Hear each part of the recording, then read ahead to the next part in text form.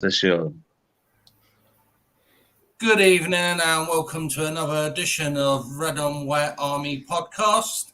And on the right bottom, we've got Paul Wilson. On the left, Hello. Ben Allison. And Hello.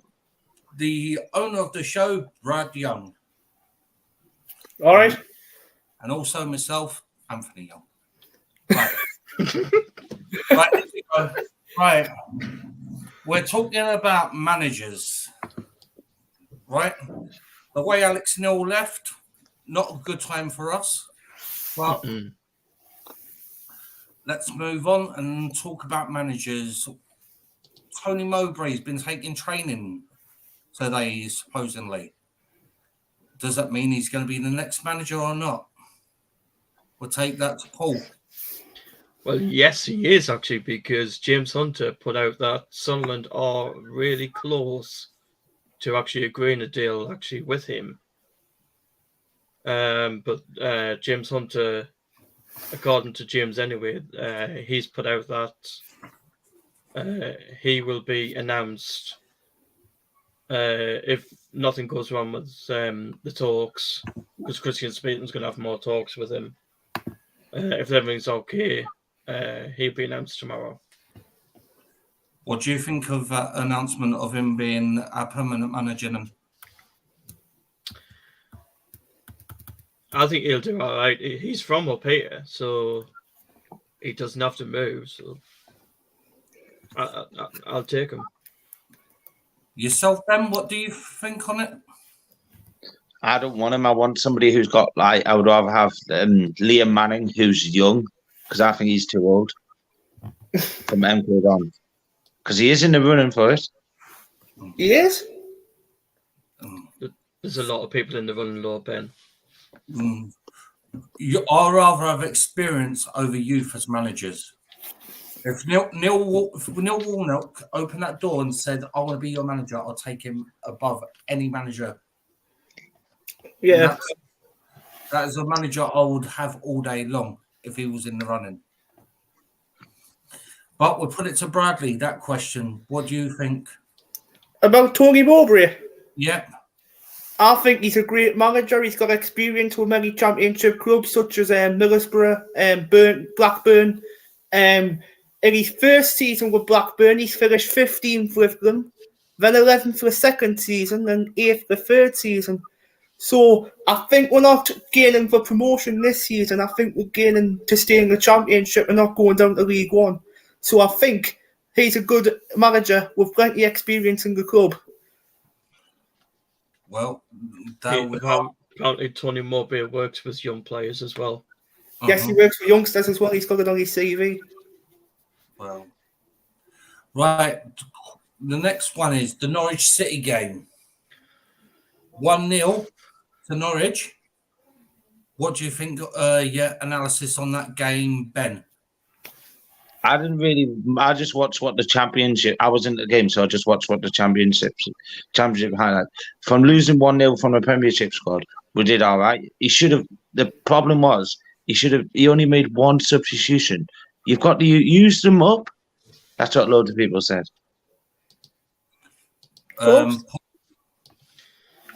be honest, I have to agree with what Lauren's just put in the chat there. We actually didn't deserve to lose that game.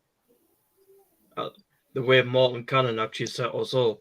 I know Alex Neil picked that team, but we didn't deserve to lose it. I would have took a point through that. We didn't deserve to lose it.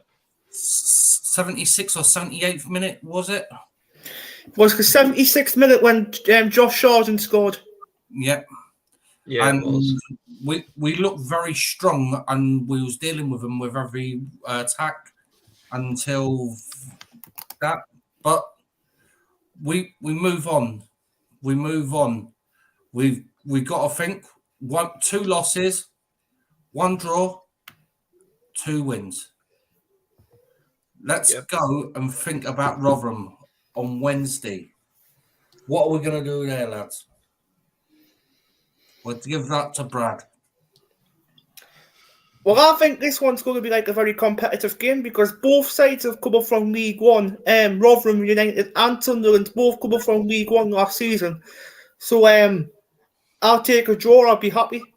So I'll most likely take a 1-1 draw for that game. Yourself, Paul? I actually hope we beat them. Especially, I went down actually when we played them at their ground. Oh.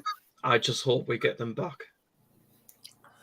I would write these scores down, but I've got a fractured elbow in 3 different places. In a bit, I'll write them down after I remember everything. So No problem. I'll get it sorted. But yeah, my score prediction at home with Tony Mowbray in charge. Hopefully, fingers crossed. His first game, I'm going to say 3-0 Sunderland. That's a good. I think 3 or 2-0 Sunderland, but there is going to be a big battle in midfield. That's where it's going to be won. The midfield is going to be won. We're not gonna win it through what's it called? It's going to be sheer determination going through. You're not going to just go out there and think we're going to win this game. There's no way on earth we're going to just win that game. Just turn up. No, we fought that on Saturday with Norwich. We played out of our skin and got beat by a stupid counter-attack. But there we are. Craig Jeff's there saying hi, everyone. All right. Lauren Kenny on the live chat saying hi, everyone, as well. All right, Lauren. And evening, lads, on the Red White Army podcast. So good evening, everyone. I actually said 2-0 on Bradley's channel, so I'm going to stick with my heart and go 2-0. Clean sheet. Nice. So Tony, the scores, Bradley's already got them on his channel, on his Facebook page. Yes, I do a score prediction game every game for competition, so all right. We'll go it all up there anyway. No problem. Well, do you know what? I'm not really on Facebook. Like, I just do me page what I do, and that's it. I don't really spend a lot of time on it. Right, let's have a look. Let's have a look what we can discuss about the up and coming fixtures. Rotherham on Wednesday, Saturday. I'm trying to think who we got. We don't play until the Monday against Middlesbrough. Right, 8 a.m. kickoff. We actually get a weekend break.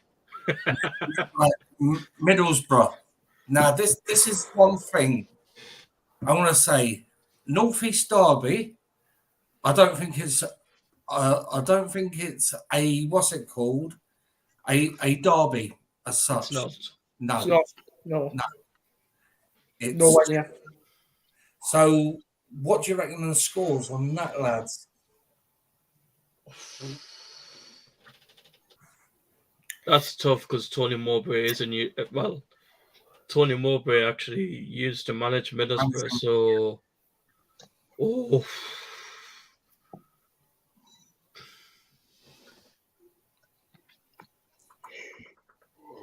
I don't know. It's on Sky. Are we actually, with it being an 8 o'clock show, Bradley, you were saying on Thursday that you might do a live commentary for it? Not now, Ben, because I'm going to watch the game. So instead of Monday, the podcast, it's going to be Tuesday, the 6th of September next week. That's when it's going to be instead. Right. Score predictions for that game, lads?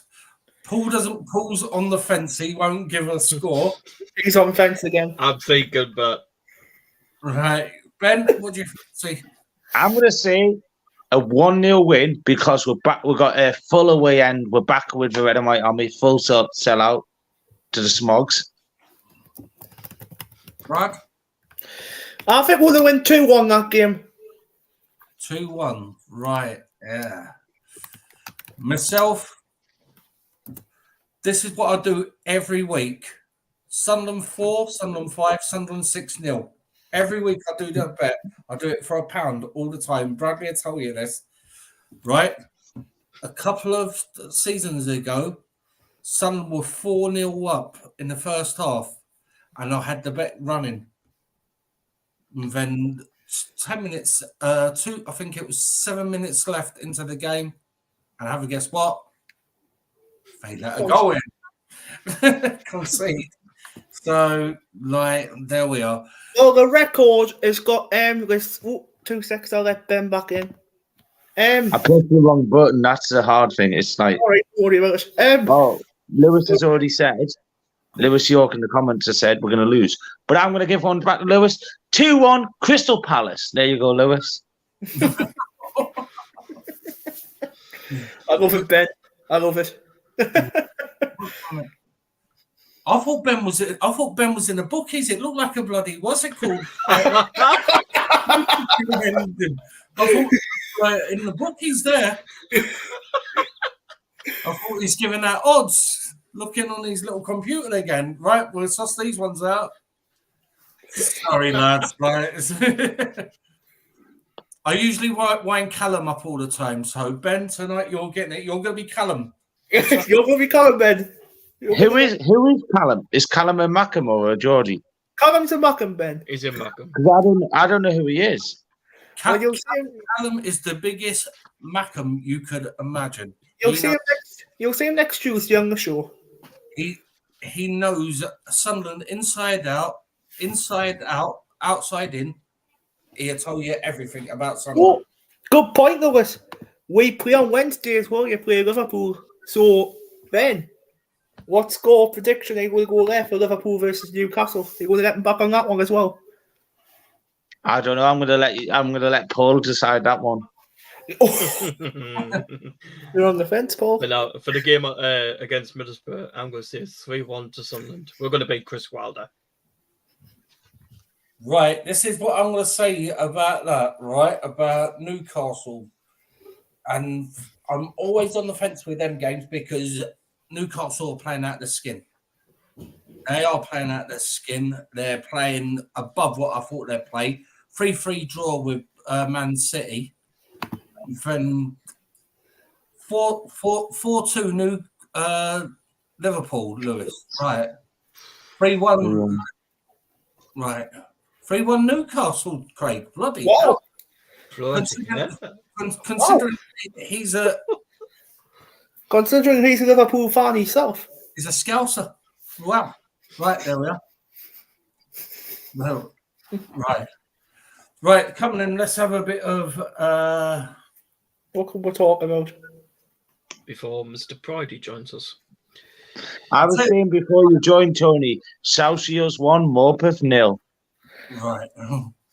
Because I was at the game. Yes, sure, man. I'll tell you what we're going to go on about players coming in. We've only got 3 days left, mind. Yes. Thursday. Windows shuts on Thursday. Yep. Who are we bringing in and who's going? Well, I heard about Jack Diamonds went on loan to Lincoln for the rest of the season. He went on loan this afternoon. Yep. I forgot to tell you that one. Right. So good luck, Jack. All the best, Jack, in League One. Yeah, all the best in League One. Oh, if you want to play League One football instead of stand up, it's not done.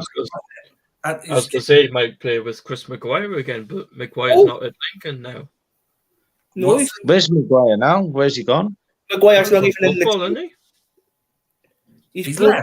He's broke the football rules in betting. Oh, yeah, he has. I'm sure Maguire was banned from football. Oh, here we go. Good evening, Simon.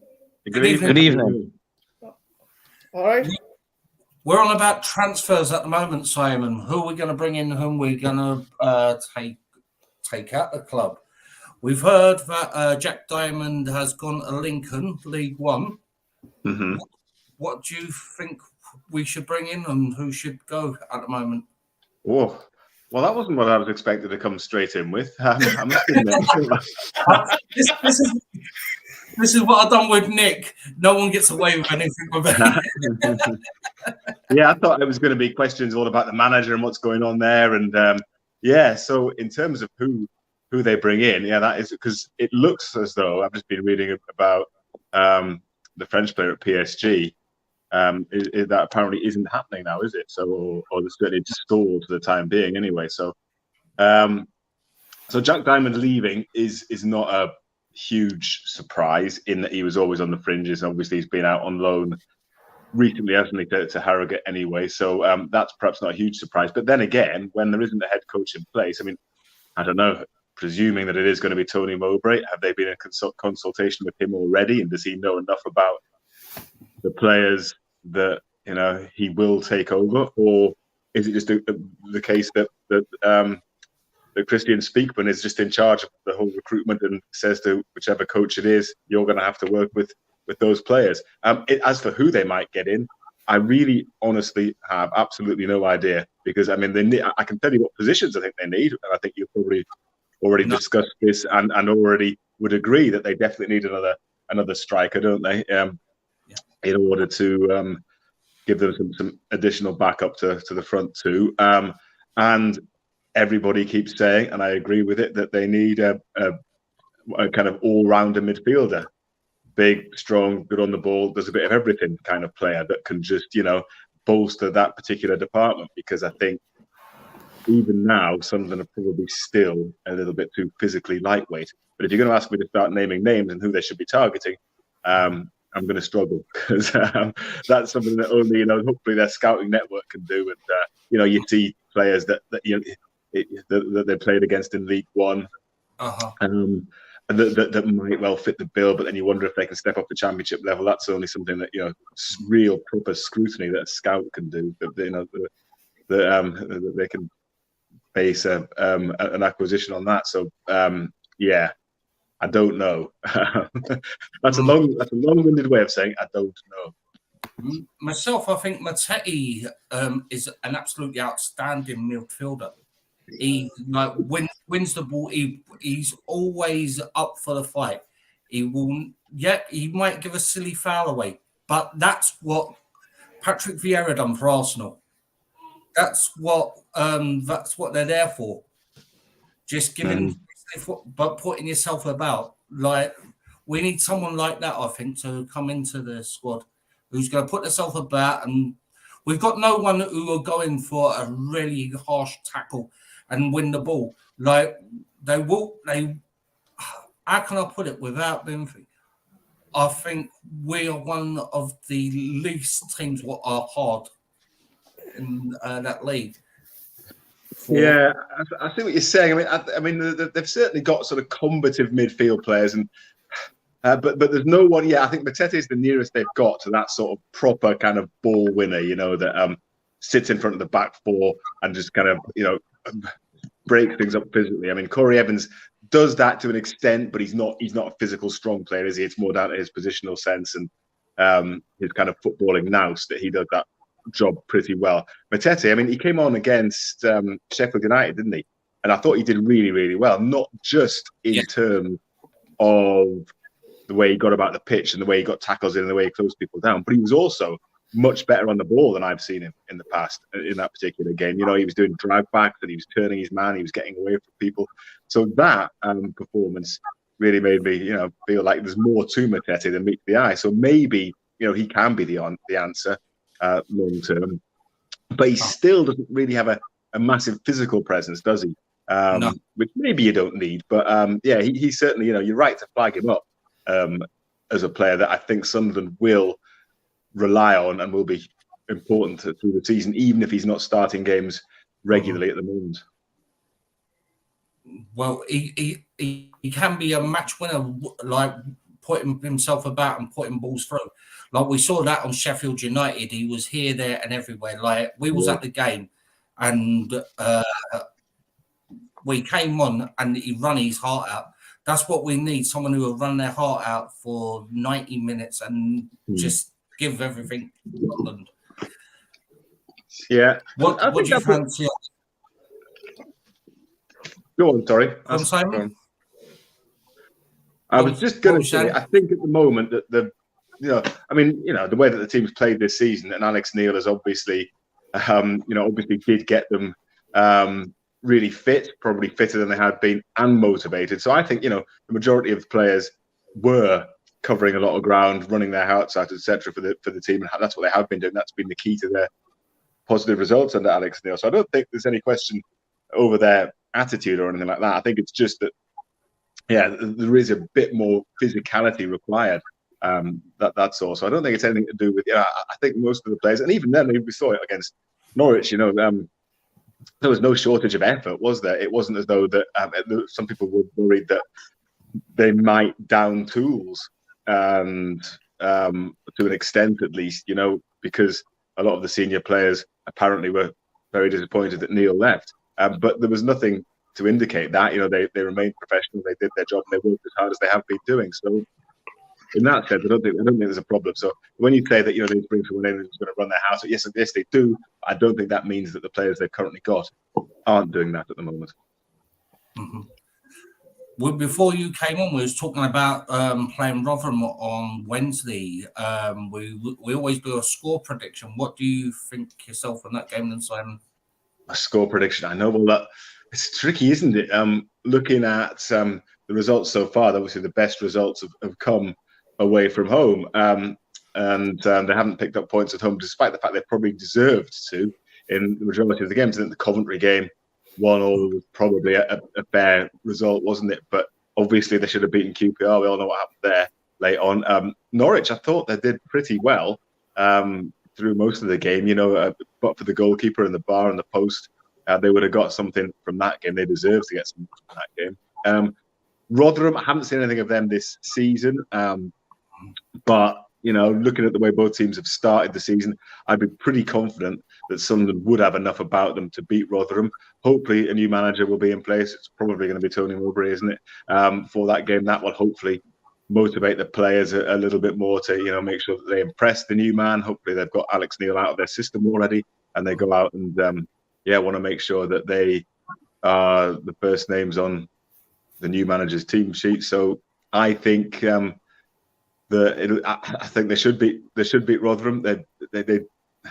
I'm reticent to go for a clean sheet, so I'll say 3-1 to Sunderland on Wednesday night. 3-1. 3-1. Right. How does that fit in with your predictions then? Right. No problem. Bradley's writing these down. I've fractured my arm in 3 places, Simon, so I'm usually writing them down. I'm sorry to hear that. I've coming in from the house, doing some shopping. It was an absolute soaking wet on the floor. I missed a step and went through the step and fractured my elbow in 3 different places. Oh, I'm sorry to hear that. God, well, I wish you a speedy recovery. I thought you were going to say you did it punching the wall and you were so frustrated when Alex Neil left. No. But no, that's really painful, so I hope that heals quickly. It was dislocated and they had to pull it into place, which was... you heard the screams. I was in the QE hospital. They heard the screams at the Sunderland ground. It wasn't very pleasant. Oh, well, hopefully now it's just a question of recovering and the worst of the pain is over, I would hope. Oh, it is. Well, if Simon, were you actually surprised that Alex Neil actually left us? Yeah, I was, yeah.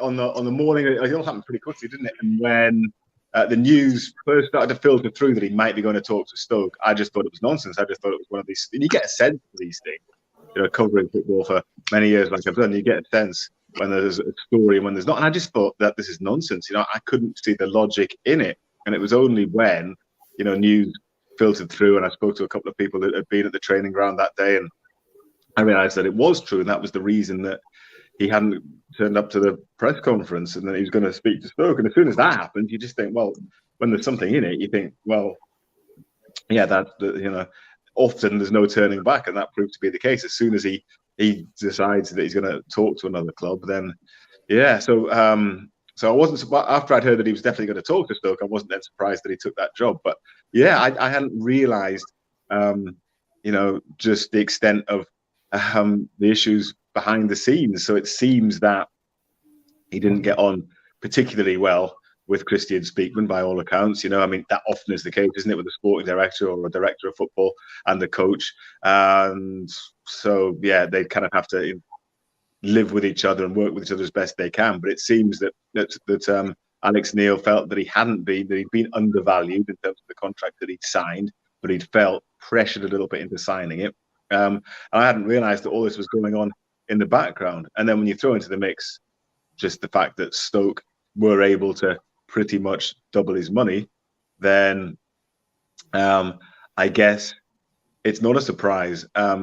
Nick Barnes, our Sunderland commentator, who I think he's always been of the opinion that Alex Neil never fully he's only been at the club a short time, never fully settled into the area, etc. Was maybe always looking ahead and thinking about what his next move might be. So that's probably an element of it as well. But I think the fact that he was doing so well, he was so popular with supporters, they'd started this season so well, meant that nobody was considering this. I was thinking that this was going to be a season where, for once, we're covering two relatively stable football clubs in the Northeast. There wouldn't be any managerial changes in the foreseeable future, and Alex Neil would hopefully, eventually sign a new and longer-term contract, because I think it's the general consensus that he was the best fit for the football club probably since Sam Allardyce, who also left after just a number of months, didn't he, for different reasons. So it just, it felt like a bit of a kick in the teeth. It felt a bit depressing from a Sunderland point of view.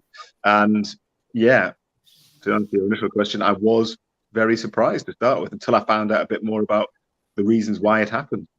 Mm-hmm. Mm-hmm. Brothers, It's actually SAFC 3, West Brom 3. what's The that? under 23, under 21s are winning 3-3 at the minute. 3-0 from 3-0 down. Yeah.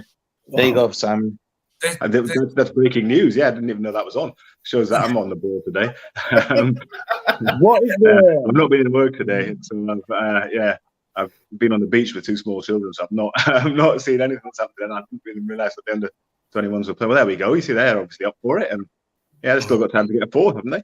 What time is it? What's the best game you've ever commentated on, Simon? Say again. Best game you've ever commentated on? Commentated, that's a good question. Because I don't often commentate, because I basically commentate on Sunderland games only when Nick isn't available for whatever reason. So the best Sunderland game that I've commentated on probably would be we're going back a little bit now, to the Roy Keane era and the promotion season. And you remember the game against Derby County when Liam Miller scored the winner right at the end? That was that was a decent game, and it was hugely important in terms of Sunderland's promotion push. There was a proper atmosphere in the ground, and when that goal went in, the whole place went nuts. I can't remember who I said the scorer was. I didn't say Liam Miller in my commentary. I thought it was somebody else. I think he came in with a header, wasn't it? And he just kind of snuck in there and scored with that. And so that probably stands out as one of the best. But as I say, I don't commentate on that many games. I've been kind of presenting the show from the ground or whatever, or been doing other bits and bobs. And so that in terms of games that I've been at and kind of been at in a working capacity, even if I wasn't commentating, I don't know what stands out there. Maybe. What about the draw against Burnley 2-2? Because I remember Connolly 89th, Lebanon 90th. I didn't commentate on that. Was I at that game? I don't know if I was. Yes, you did. I've heard it before. Have you? I commentated on that before. Are you sure? So on the radio, because I met you at St. Peter's Metro Station. I asked you that question. Did you? Yeah. I commentated. It was a 2-2 draw. When was that then? It was the Roy Keane in the Championship. Okay. Right. And that was away. Yeah, we scored in the last couple of minutes to get a draw. Well, okay. I'm going to believe you, because there were definitely games that I've forgotten. It sounds like that sort of game I would have remembered, but I honestly have absolutely no recollection of commentating. Spot there, Simon. He's put you on the spot. Yeah. That was the game. I'm honestly going to go back and check now, because I can remember that a game at Burnley. because I've been to Burnley and I've commentated on Newcastle at Burnley, but I can't remember commentating on Sunderland there. But if I told you that at St. Peter's Metro, then I'd either had a few pints too many and I was and I was getting mixed up, or I have completely forgot. It's the age I'm at now, I do forget things. But, I'll take it did score that one. Yeah, Grant Lebanon, David Connolly. You don't look that bloody old, Simon. I feel it. Big 50 for me this year, so. Yeah, same. Join the club. Just had mine. What? I thought we was up to about 32, 34. Oh, I'll take that any day. It's the light in his kitchen, you see. Don't tell the wife.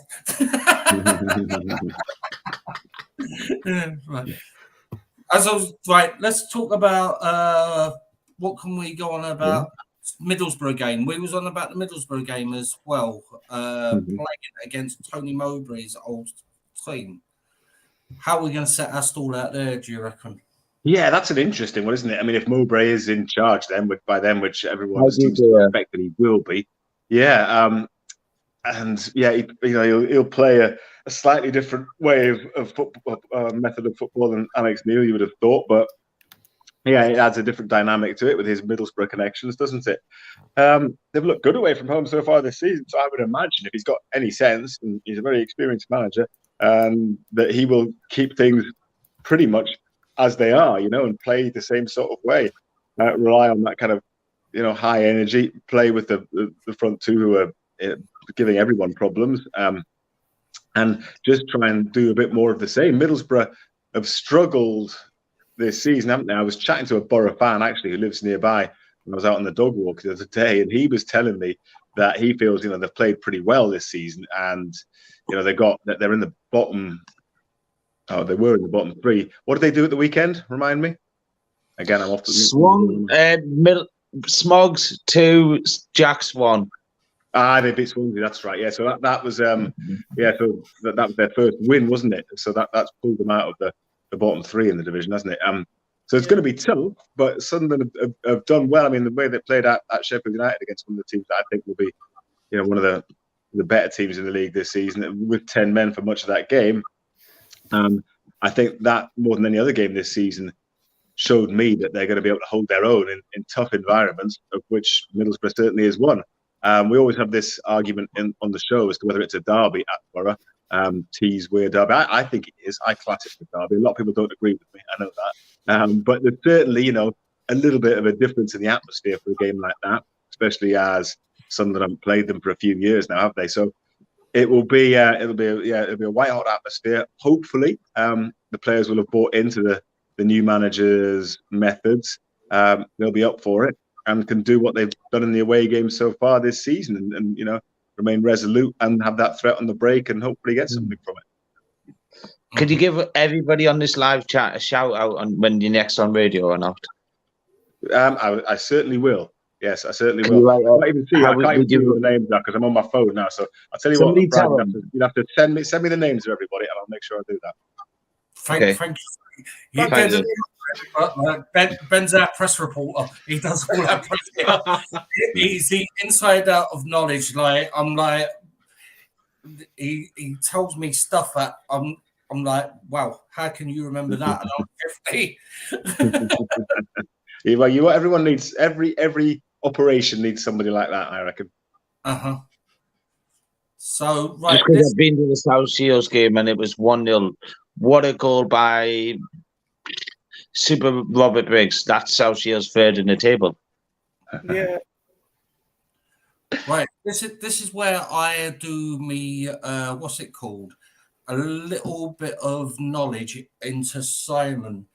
If you Right, this is what we do every week. Paul asked the question to Nick last time, who is the worst manager you've had to interview, and who is your best manager you've had to interview? Worst manager to interview and best manager to interview. Over the years at Sunderland, there have been plenty, haven't there? There are some I didn't even interview. They were there for a relatively short time, and Nick does the interviews most of the time. Occasionally, I go when he can't go, or occasionally they come into the studio as well, which is when I get to interview them. So best and worst. So I go back to probably the first Sunderland manager I interviewed would have been Mick McCarthy, probably. So that's going back a long way, isn't it? I never interviewed Peter Reid, even though I'd started at the BBC by then. I didn't get to interview him. So who was the? I must admit, I didn't. I found Martin O'Neill pretty dull as an interviewee, and it just never really worked for him at Sunderland, despite the fact that it all was kind of teed up for him. His previous connection with the club in terms of him having supported them when he was younger and all that kind of stuff. Everybody wanted him to come, and it just never worked out. And his heart never seemed in it, and his heart really didn't seem in it in interviews. It was between him and David Moyes for the two that I didn't really enjoy interviewing so much. Although Moyes actually surprised me because people had sort of warned me about him, and he was quite dour, wasn't he? But he actually, I remember interviewing ahead of the Manchester United game, so ahead of his old club.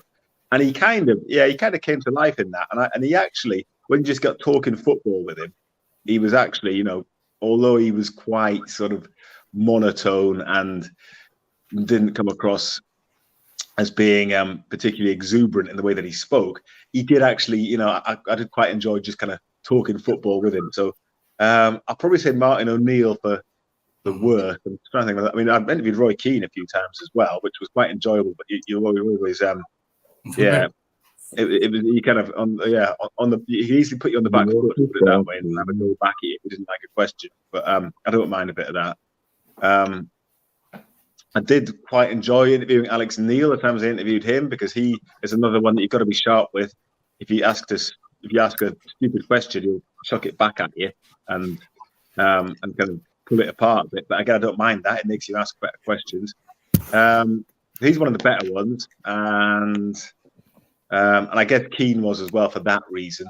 You're never quite sure what you were going to get, and I really enjoyed the short time that he was there. Chris Coleman as well. He was good to interview in that he kind of gave something back a little bit, and it felt like he had a real sort of passion for the job that he was doing generally. As well as for Sunderland in the short time that he was at the club. Obviously, it just didn't work out for him either. He would have liked to have stayed, but they decided to go down another route. But he was one of the better ones as well. I never interviewed Phil Parkinson, and I think I probably wouldn't have particularly enjoyed that because he was pretty dull, wasn't he, as well? Let's be honest. I was going to say that some of them are pretty dull. What the managers we've had, but the passion, I reckon. Big Mick McCarthy, what a manager he was. Like, he put his heart and soul into it. He done it with There you go, Simon. We got a chance to interview Phil Parkinson on the 22nd of January, 24th of January. There you go. Because Gateshead play Wrexham. Yeah. Right. Okay. I was thinking, where are you going with this? Good knowledge. And so that would be an excuse to get him, wouldn't it? You're right. Yeah, that would be an excuse. You might put the request in, see what he says. Mm-hmm. Right, Paul. Come on, you give a little bit a question to Simon. You're the inside man, we call you. Go on, Paul.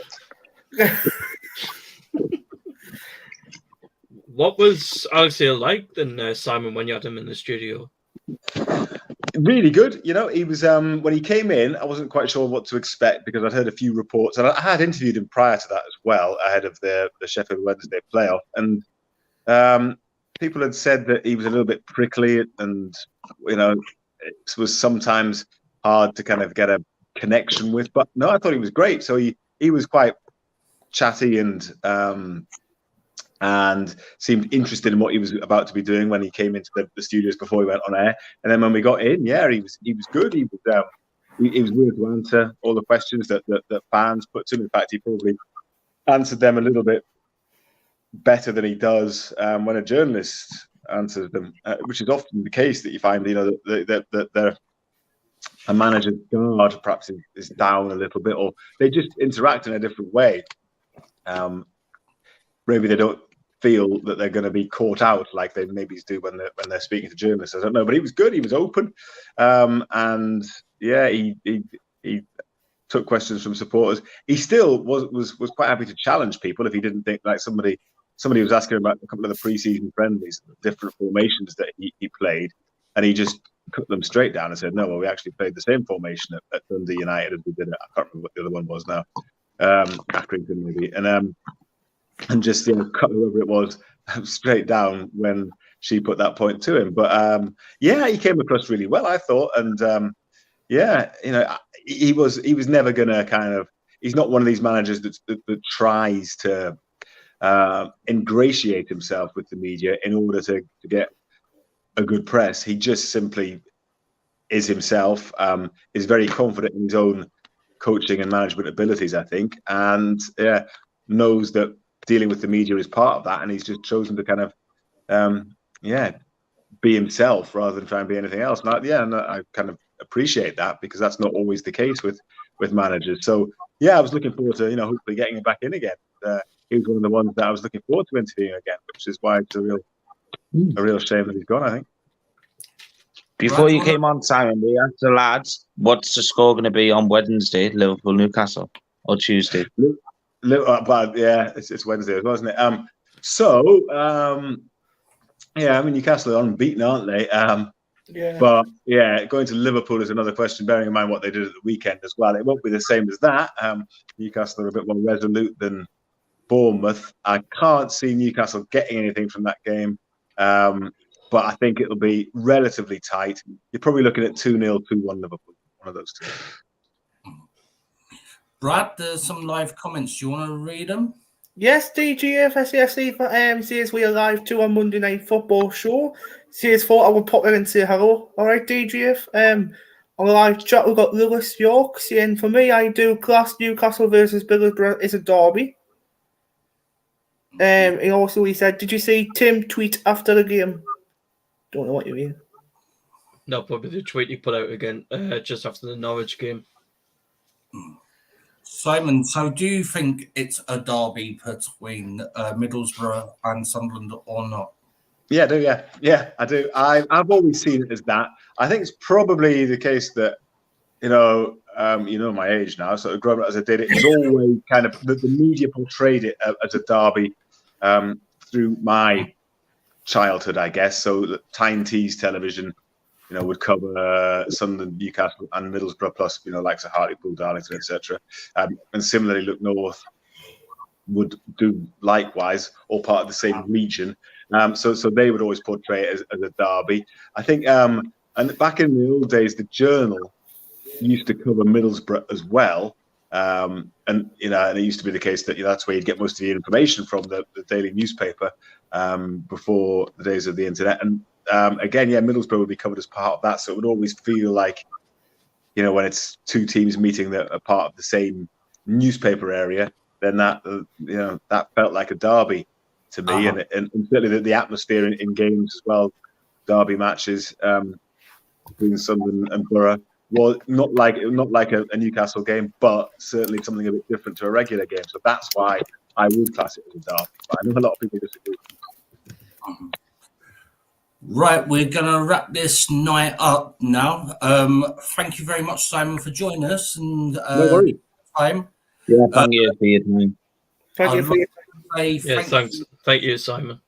No problem at all. I enjoyed it. Thank you. I'll do it again sometime. No problem at all. Okay. No problem. Thanks for watching, and good night. Good night, all. Good night, all. Night, everybody.